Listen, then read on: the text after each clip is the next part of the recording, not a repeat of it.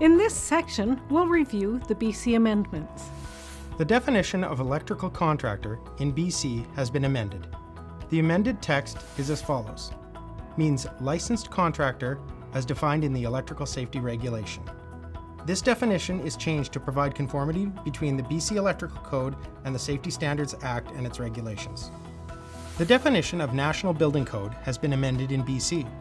The amended text is as follows. National Building Code of Canada means the British Columbia Building Code and local building bylaws. While the term National Building Code of Canada is referenced in numerous locations throughout the code, there is no formal definition provided. Like the Canadian Electrical Code, BC is free to adopt the amendments to the National Building Code and upon adoption renames it the British Columbia Building Code. This amendment provides the definition and places it within the codebook.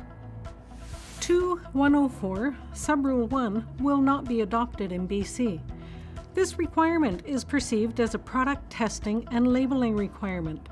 The provision creates problems for electrical designers and regulators by mandating that all equipment marked with a short circuit current or withstand rating must have ratings sufficient for the available fault current.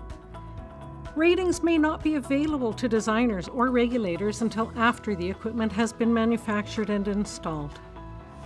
Previous editions of the code had a Section 10 subsection called Methods of Grounding. These 3 rules and the Appendix B Notes have been deleted as those requirements are found in other Section 10 rules.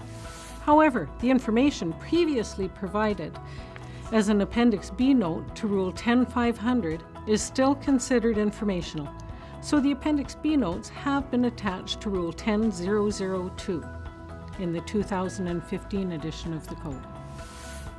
This new Appendix B Note uses wording and phrasing from the former Rule 10.500 and from the 2012 Appendix B Notes to communicate important information. A proper bonding path provides for faster operation of overcurrent devices and limits the voltage rise on the system during the fault. Rule 10.802 has received a significant rewrite. The code now recognizes aluminum and other materials as suitable grounding conductors, and 2 general subrules are provided regarding their use. Other acceptable materials include stainless steel wire, which electrical utilities have used for many installations. Stainless steel conductors have been accepted for installations when designated as a utility takeover. It has been determined the wording in Subrule 2 is too general in regard to conditions of use and reliability issues associated with aluminum corrosion problems. The BC amendments include these following changes, which result in a more prescriptive approach. 10.802 Subrule 1 still requires copper as the primary grounding conductor. Subrule 2 allows for aluminum, but only in dry locations. Rule 10-802, Subrule 3, requires special permission from the area having jurisdiction in the form of a variance when conductors other than copper or aluminum are proposed. This variance process is described in the BC Safety Authority High Voltage Directive. Subrule 4 applies to all conductor types and requires diligence on the part of the designer and installer to assure any corrosion problems are addressed. Rule 10-802, Subrule 3, requires special permission from the authority having jurisdiction in the form of a variance when conductors other than copper or aluminum are proposed.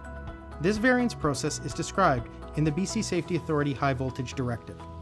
Subrule 4 applies to all conductor types and requires diligence on the part of the designer and installer to assure any corrosion problems are addressed. That covers the amendments for the BC Electrical Code. Thanks for watching.